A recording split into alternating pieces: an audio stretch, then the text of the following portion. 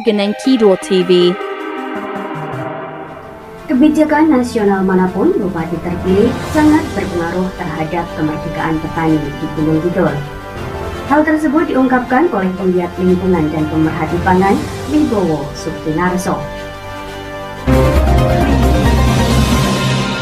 Ini yang kalau kita tarik pada persoalan Gunung Kidul sekarang ke depan, bagaimana kemudian kebijakan bidang pertanian di Gunung Kidul, tentunya di Gunung Kidul pastilah akan menjalankan dan mengadopsi skema-skema yang dibuat oleh pemerintah pusat.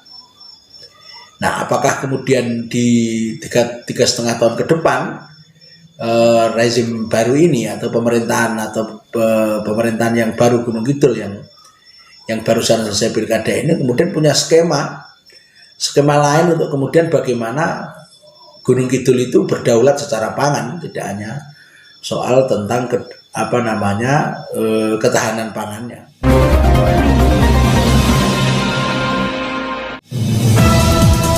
Petani Gunung Kidul ke depan akan diatur oleh petani berdasi ataupun sebaliknya memiliki kemerdekaan. Itu tergantung pada kebijakan nasional maupun kebijakan bupati dan wakil bupati terpilih 2020 tempo hari. Pertanyaan tersebut secara tersirat dijawab Bekti Wibowo Suktinarso, penggiat lingkungan dan pemerhati pangan. Dipaparkan Bekti, begitu nama panggilan akrabnya, pada Sabtu 26 Desember 2020. Ia menegaskan bahwa ketahanan pangan dan kedaulatan pangan pada hakikatnya berbeda. Saya mencoba memperdalam soal politik pangan kita yang lebih condong ke soal ketahanan pangan, bukan ke soal kedaulatan pangan, karena memang didesain bagaimana kemudian pangan itu tersedia. Variabel petani sebenarnya sebagai subjek utama dari pengadaan pangan itu sendiri tentunya tidak diberikan kemudahan-kemudahan atau kepastian-kepastian tentang kehidupan mereka, tentang cara bertani mereka yang kemudian mendorong kesejahteraan mereka. Tapi kemudian justru mereka dibuat tergantung kepada skema-skema yang membuat mereka tidak berdaya dengan profesi mereka sebagai petani atau sebagai posisi mereka sebagai petani, karena ya kalau musim tanam dan sampai pemeliharaannya mahal, pupuk mahal, kadang-kadang telat dan problem-problem lainnya. Tapi kalau kemudian ada musim panen, harga-harga pertanian juga turun. Nah, ini kan jadi problem, sehingga kemudian mungkin secara statistik jumlah petani yang ada di Indonesia mungkin juga menurun juga di Gunung Kidul.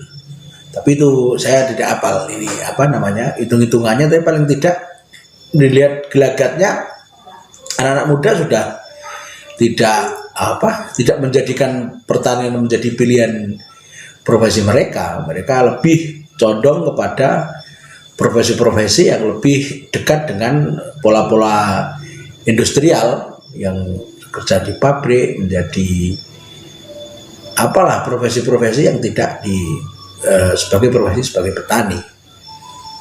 Nah, ini ke depan tentunya akan tidak ada kader-kader petani yang kemudian masih tetap hidup sebagai petani kalau kemudian pilihan petani itu ternyata juga tidak bisa menjamin kehidupan mereka.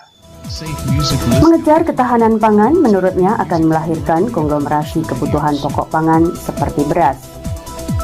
Akibatnya, rakyat cenderung menjadi konsumen karena produsen berada di tangan pemilik modal dengan program pencetakan sawah secara besar-besaran.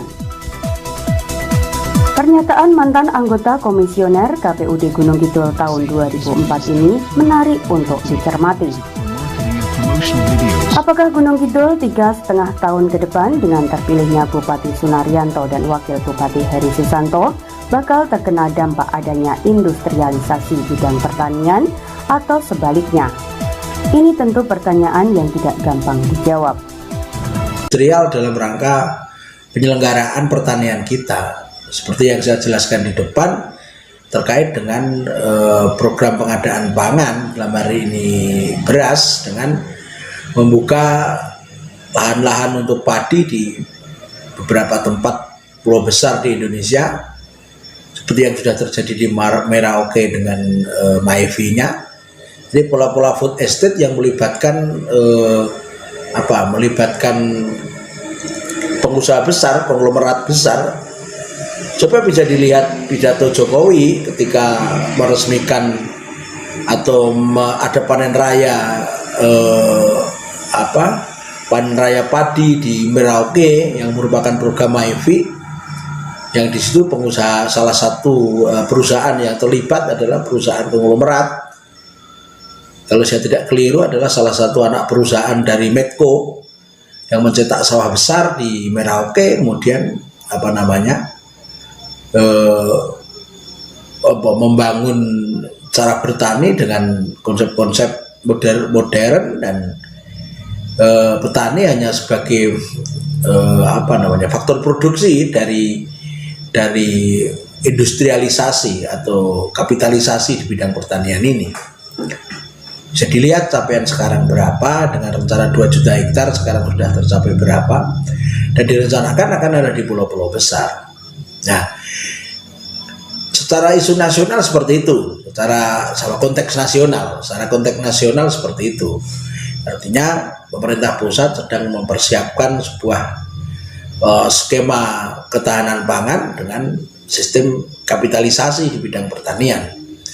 Petani yang dulunya bertani dengan cara tradisional saja sebenarnya sudah terdesak oleh cara-cara kapitalisasi bidang pertanian, mulai dari pengadaan pupuk, pengadaan bibit, itu sudah tidak seperti dulu.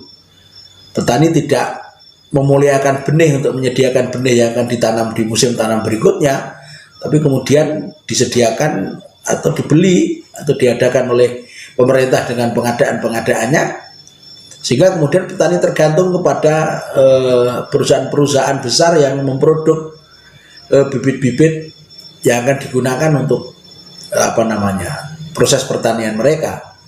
Ditambah lagi pupuk, hama dan pemberantasan hama dan lain-lain, sangat tergantung kepada pabrikan-pabrikan yang dalam hari ini sebuah sistem yang sudah dikuasai oleh kapitalis. Sementara itu, sumbangan dunia pertanian terhadap produk domestik regional bruto tahun 2020 berada di angka 25%.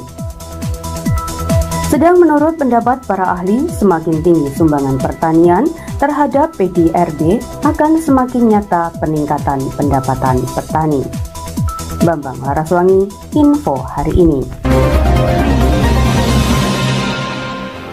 Demikian info hari ini. Saksikan terus info terupdate hanya di channel Info Gunung Kidul TV.